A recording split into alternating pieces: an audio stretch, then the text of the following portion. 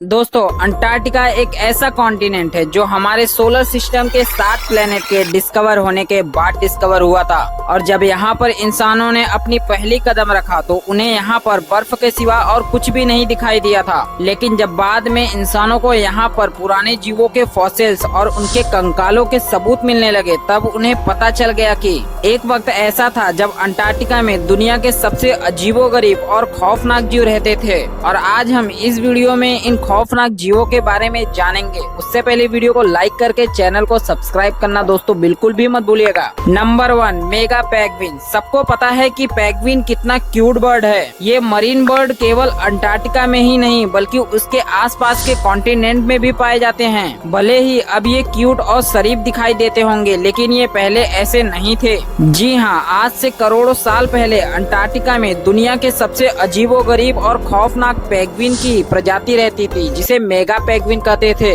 इस पेंगुइन की साइज आज के पेंगुइन के मुकाबले और इंसानों के मुकाबले काफी बड़ा था। फॉसिल्स एविडेंस बताते हैं कि मेगा पेंगुइन पानी में आज के पेंगुइन के मुकाबले काफी समय तक तैर सकते थे, रह सकते थे। नंबर 6, लाइटोप्टर्न। ये बात आपको जानकर अजीब लगेगा कि अगर आप अंटार्कटिका में घूमने जाओगे तो वहाँ पर आपको किसी भी तरह का प्लांट नहीं दिखाई देगा। अगर आप वहाँ पर गौर करोगे तो आपको किसी भी तरह का लैंड एनिमल भी नहीं दिखाई देगा। अगर आपको वहाँ पर गलती से किसी भी तरह का लैंड एनिमल दिखाई देता है तो वो सिर्फ सील होगा और पेंगुइन होगा। लेकिन साइंटिस्ट को अंटार्कटिका में बहुत सारे लैंड एनिमल्स के फॉसिल्स मिले हैं। इसका मतलब ये है कि अंटार्कटिका में भी आज से करोड़ों साल पहले बहुत बड़ा जंगल था और वहाँ पर लैंड एनिमल भी रहते थे। और उन्हीं एनिमल में से एक एनिमल है लाइटोप्टर्न। इस एनिमल का बॉडी आमतौर पर आपको ऊंट के जैसा दिखाई देगा और इसका फेस और नाक दिखने में टैपीर जैसा दिखाई देंगे।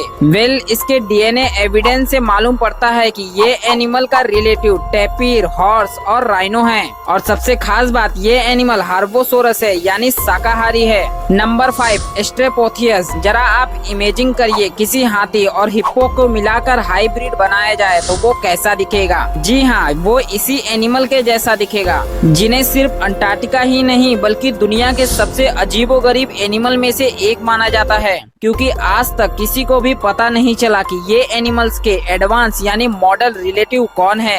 ये एनिमल हार्बीवोरस है, यानी शाकाहारी है। साथ में ये एनिमल तब पाया जाता था जब मेगा पेंगुइन पाया जाता था। Number 4, terror bird.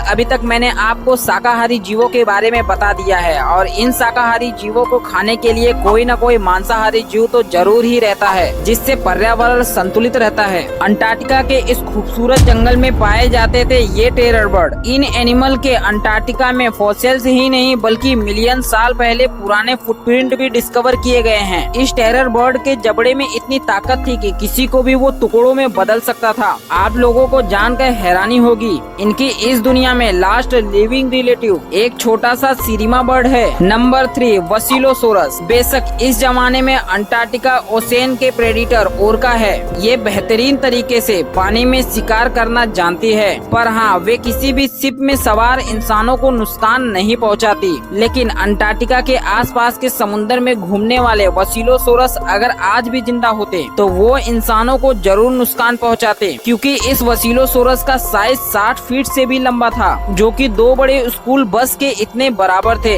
वैसे वसीलोसोरस प्री हिस्टोरिक व्हेल है, जिनके एक छोटे से लेग्स है और इन लेग्स की साइज 2 किलो के बराबर है। लेकिन हाँ, ये इनके 2 पैर इस बात की ओर इशारा करता है कि ये व्हेल पहले 4 पैरों वाले जीव थे, फिर इन्वॉल्व होकर ये व्हेल बन गए। नंबर 2, क्राइलोफोसोरस। ये हकीकत है कि डायनासोर जमीन पर रहने वाले सबसे सक्सेसफुल एनिमल में से एक हैं और साथ में हमें इनके होने का सबूत अलग अलग कॉन्टिनेंट में मिल चुका है। लेकिन क्या आपने कभी किसी अंटार्कटिका डायनासोर का नाम सुना है? जी हाँ, डायनासोर अंटार्कटिका में भी पाए जाते थे।